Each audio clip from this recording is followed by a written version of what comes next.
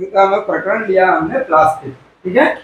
अब सबसे महत्वपूर्ण विषय है वर्तमान समय में, जहाँ पे प्रत्येक व्यक्ति अपने 24 घंटे में कहीं ना कहीं वो इस प्लास्टिक रूपी वस्तु से वो आमना सामना करता है अपना, और उसका प्रयोग करता है।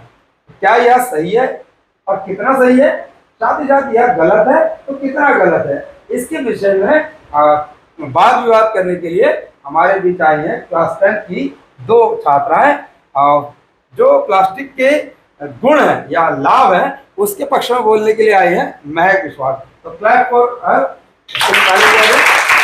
दूसरी तरफ हमारे बीच आई है कि प्लास्टिक लाभदायक नहीं है बल्कि हानिकारक है, और उसके लिए क्लास 10 की छात्रा आई है पायल मंडल। उससे अब मैं आपको मंच देता हूं कि अब आप दोनों शुरू करेंगे, एक की बात पूरी होने के बाद ही दूसरी अपनी बात को रखेगी, ठीक है। तो पहले हम जानते हैं कि प्लास्टिक के कितने गुण है या क्या क्या लाभ है उसके। तो शुरू करेंगे फिर महक विश्वास के साथ। नमस्ते, मेरा नाम महक विश्वास है और मैं आज आपको प्लास्टिक कितनी लाभदायक है ये बताना चाहती हूँ।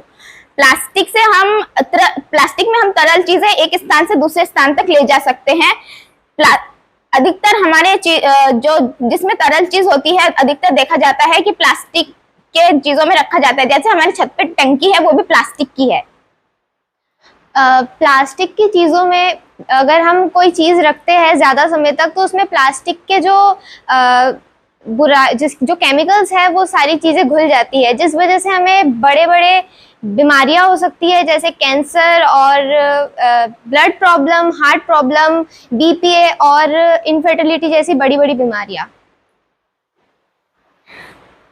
प्लास्टिक की चीजों में मैं मानती हूँ कि प्लास्टिक चीजों को ज्यादा देर तक रखने से उसमें दिक्कतें हो सकती है, लेकिन हम प्लास्टिक का सही उपयोग भी कर सकते हैं। अगर हम आजकल सभी प्लास्टिक की चीजों का उपयोग कर रहे हैं, बाजारों में भी प्लास्टिक के ही चीजों का उपयोग हो रहे हैं। ज्यादातर प्लास्टिक की चीजों का ज्यादातर उपयोग होने की वजह से प्लास्टिक की पॉलीथिन्स और प्लास्टिक के बॉटल्स सब हर जगह फैली हुई है, जिस वजह से मिट्टी में प्लास्टिक मिलने के कारण प्लास्टिक, जैसे कि आपको पता है, प्लास्टिक कभी डिग्रेड नहीं हो सकता। प्लास्टिक को डिग्रेड होने के लिए कम से कम 5000 साल या 1000 साल जितना टाइम लग सकता है।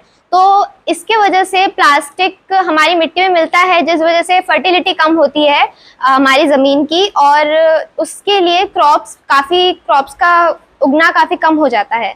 और प्लास्टिक समुद्र में काफ़ी ज़्यादा फैल गए हैं। प्लास्टिक के जो पॉलीथीन होते हैं, जैसे वो सब समुद्र में फैल चुके हैं, और बड़े बड़े फिशेस जैसे वेल फिशेस और टर्टल्स भी कह सकते हैं, वो सब प्लास्टिक की पॉलीथीन को जेलीफिश समझ के खा लेते हैं, जिस वजह से उनकी डेथ हो जाती है।